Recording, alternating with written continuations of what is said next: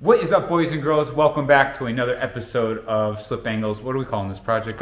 Yeah, we'll just call it Project Exocet. For all those you don't know what an Exocet is, it's a tubular chassis that you put in place of a Miata unibody on a complete Miata driveline, like the one that's laying on the ground over there. So as you'll notice, if you saw our last episode, we have dropped the frame off after we finished straightening it to our friend Derek, Mr. Defensive Octopus, for a custom fabricated roll bar, which I'm really excited about. So he's doing that right now. So Matthew and I are taking it upon ourselves to start our engine build. So this is the game plan for this motor. It came with a complete BP4W driveline, but it was sitting outside for a long time and there's rust, and that motor probably does need to be stripped down and gone through internally. What you are seeing here is the original BP4W from my 1999 NB Miata. This is the entire, completely untouched, unbroken down short block. So we're going to start with this. I think the mileage was 56,000 miles when I pulled this out of the car and put a BP05, which is the 2001 to 2005 engine block in that for the half a point higher compression. This is 9.5 to 1 stock, which is fine. We're doing a boosted application here. A little bit more compression on a little boost application I think is going to be really good. So this would be a great candidate for that. We're going to run a BP4W head, which is also my original 99 Miata head. And it's going to be stock driveline, stock camshafts and all that. We're going to rebuild them, and because I know that probably will need refreshed valve seals. It's been sitting on the shelf for years and they tend to get a little bit crispy and dry. So we're going to at least strip the valve train and replace the seals, probably lap the valves and do a little bit extra cleanup, and we'll show that. But for tonight, to get a jump on this, we tape the block up. I'm going to pull the water pump from it. We are going to power wash the crap out of it because it is dingy. And we want to paint it, make it look nice for our build. And Matthew, can you think of anything else? We ordered all of our parts, all OEM. Yep. So we'll be going through, showing you guys the installation for all that. We'll probably do all the seals on this before we paint it. We are pulling the oil pan because we're going to keep this oil pan set aside. This one's not tapped. The one that came with our Exocet is tapped. So we're going to swap them. Either way, if we were tapping this, we'd be dropping the oil pan also, which I hate doing because it's so much cleanup to clean the seats up. But we will walk you guys through that. You'll come along with us for the journey.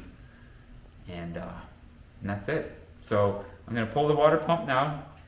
I think there's probably still going to be coolant in here, but it's okay if it drips on the floor because we are just going to power wash this thing out of here, and I'll clean it up that way.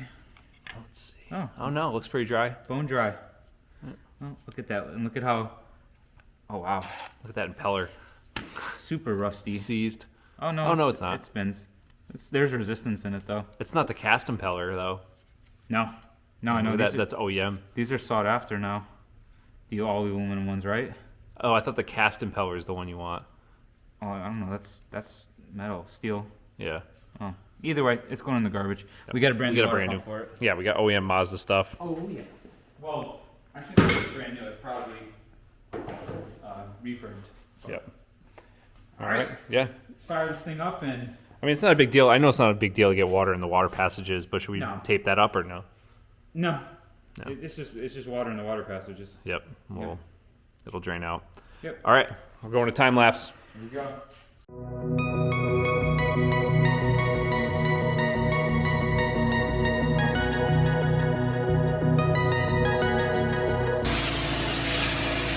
Are we having fun, Quinn? This sucks. Nice hoodie, though. Sweet. Oh, Sam's getting one. He won. Got wiener.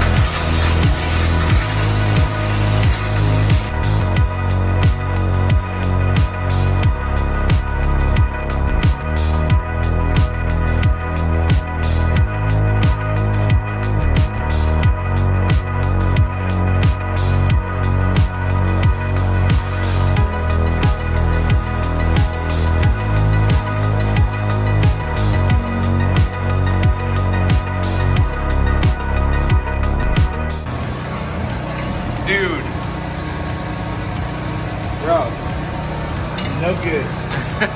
No good.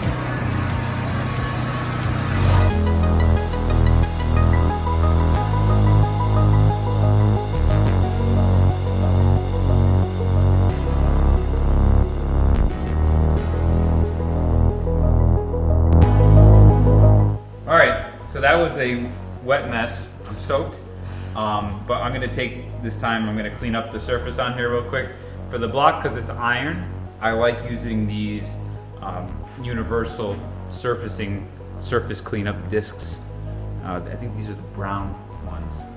They're like a little less aggressive, but they're great for taking off all like the rust and like old layers of the MLS gasket. Don't use these on the cylinder head though.